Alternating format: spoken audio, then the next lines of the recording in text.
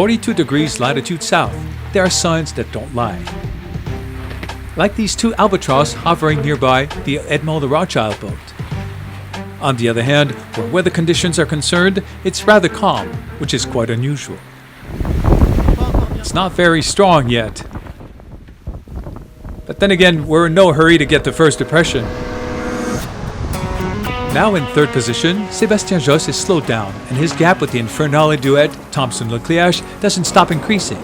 By midday, he had more than 400 miles delay, about 750 kilometers. As expected, the two leaders are entering now a close combat phase, not letting go the skin of a foil.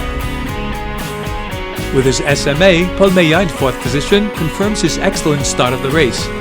Total novice of the Southern Oceans matters, he got right into it and treated himself to a small pastry.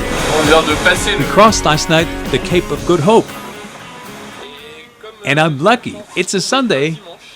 So, well, I'm entitled to a croissant this morning. Paul Meillat followed like a constant shadow by Jérémy Bayou.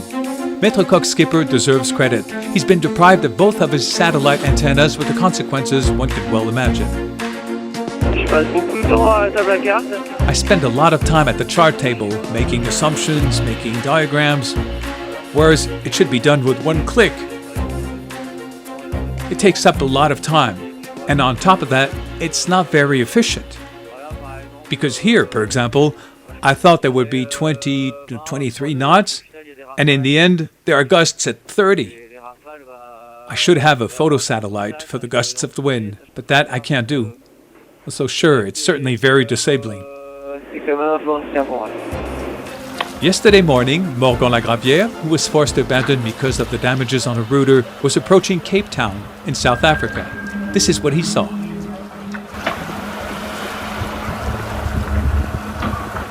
Hello everyone!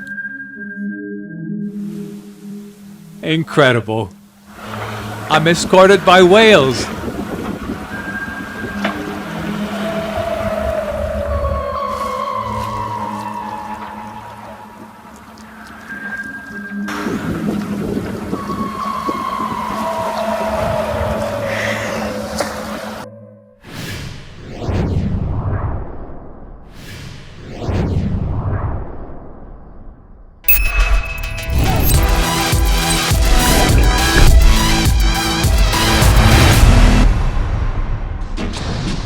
Since November 12th, Alex Thompson is leading the Vendee Globe somehow royally. Today, and 2 weeks into the race, his power is beginning to falter. Having overtaken him this morning for several hours, Armel Leclerc is increasingly pressing, watching for his fiery rival's slightest misstep. Glad to be back in contact with Alex. Since the start, we've had great conditions for speeding. And with that, you had to find the right moment to step on it. And or watch out for the equipment. That's to each their own, I would say. I manage in my own way. True to his reputation, Banque Populaire skipper hasn't given in. And let us not mince words, except mishap, we're bound to witness an epic duel in the coming weeks. In the rear, the first pursuers hang on as they can. Sébastien Josse, Paul Meillat, and Jérémy Bayou aren't losing any ground, but can't catch up for all that. Unlike Yann Eliès, who's made up a good part of his delay, and who keeps speeding up thanks to a South American disruption. This same disruption enabled Thomas Ruillon to accomplish the fastest lap of the fleet, 447 miles in 24 hours, and catch up with Jean Le Cam and Jean-Pierre Dick. We're ahead of a front that's taking us all the way to the Cape of Good Hope. And I'm happy as we caught up with our two old hands in front. So here, we're at contact, it's great. It's cool, we're gliding and going fast. Quito de Pavon, too, is making good headway and could soon join in the fight with the little group led by Jean-Pierre Dick. To close off in a world made of speed and carbon, a little poetry never hurt anyone. It's from Ireland, written by Joseph Mary Plunkett. I am a wave of the sea, and the foam of the wave, and the wind of the foam, and the wings of the wind. My soul is in the salt of the sea, in the weight of the wave, in the bubbles of foam, in the ways of the wind. My gift is the depth of the sea, the strength of the wave, the lightness of foam, the speed of the wind.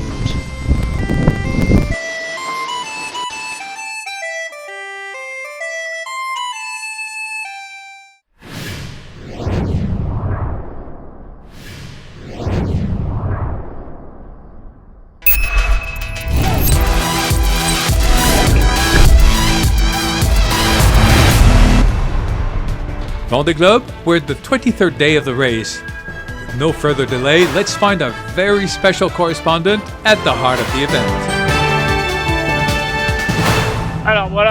So, here we are, in a very strange situation that we're going to, how could I put it, sum up the race?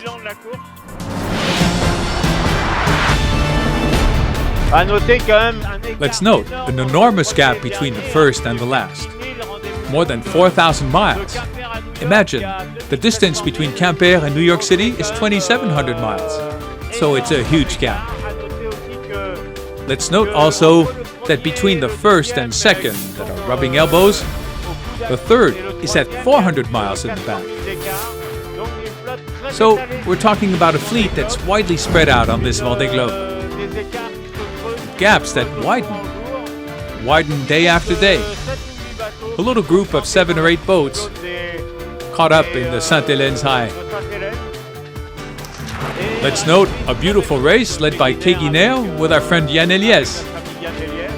And as far as we're concerned, with Finistère Mervent, we are in Tom Rouille's company and the Black Knight.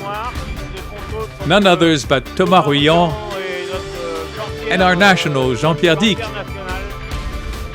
on board Saint-Michel Bierbac and Souffle du Nord. So we're in good company. We've left the Flying Fish region for the Albatros now.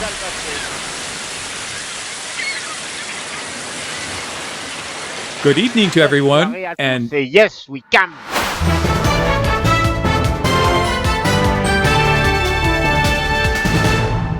Jean Le Cam, offshore racer at his time, is en route to Cape of Good Hope. He should be crossing tomorrow. At the same time, Armand Lecléage, who's become the boss over the boss, is nearing another symbolic landmark. Here, we're heading towards the Kerguelen Islands. We should probably cross by Wednesday, after tomorrow. I hope the weather will be nice, that there'll be enough brightness because we won't be too far. And maybe we can see them on camera.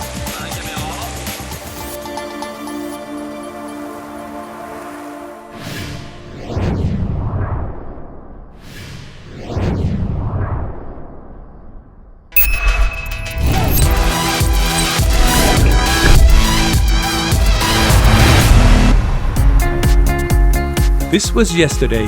With the Indian Ocean as background, contact racing between Paul Meillat and Jérémy Bayou, still deprived of his satellite antenna. In fact, Jeremy can't send you images anymore.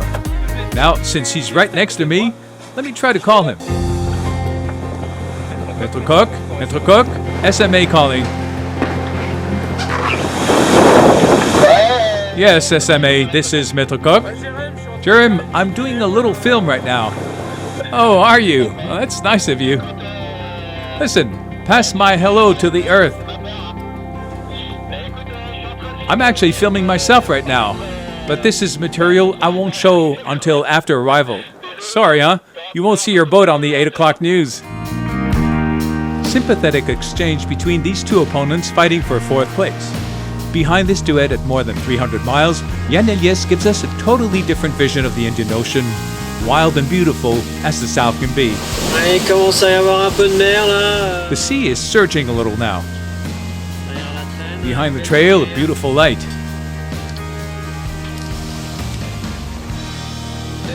It's a beautiful end of the day lighting. Alright, I'll let you enjoy this for a few more seconds.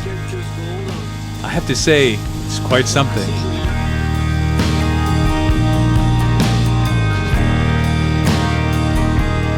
At the very head of the fleet, Hugo Boss disappears into the night. And at nighttime, Alex Thompson is a predator who doesn't hesitate to confide. Hi everyone, well it's 6 o'clock. You can see it's already pitch black It's a little bit stressful.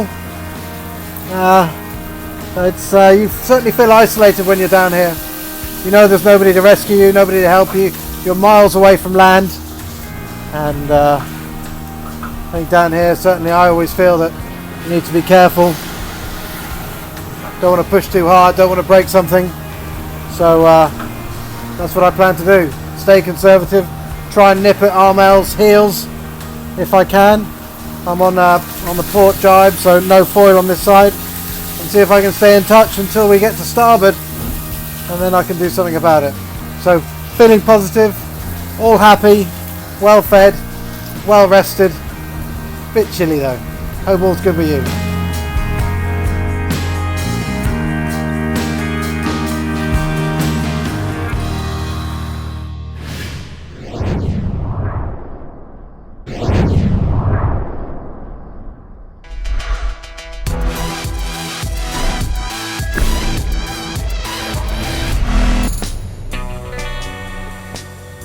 These last 24 hours, we've noted the Vendee Globe course was strewn with various meeting points.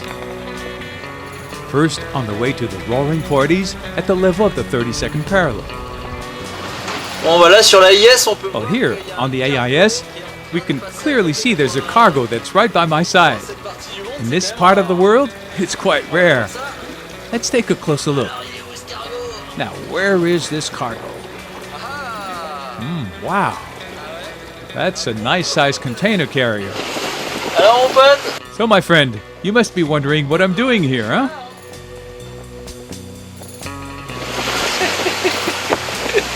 A little lower, it's Fabrice Amédéo's turn to see people, and he's delighted. Great satisfaction on board New Rest Matmut because this morning we have two opponents in sight. With Mr. Conrad Coleman and Mr. Kojiro. Arigato gozaimasu. Thank you very much. We're back in the match. That was on the Atlantic South side.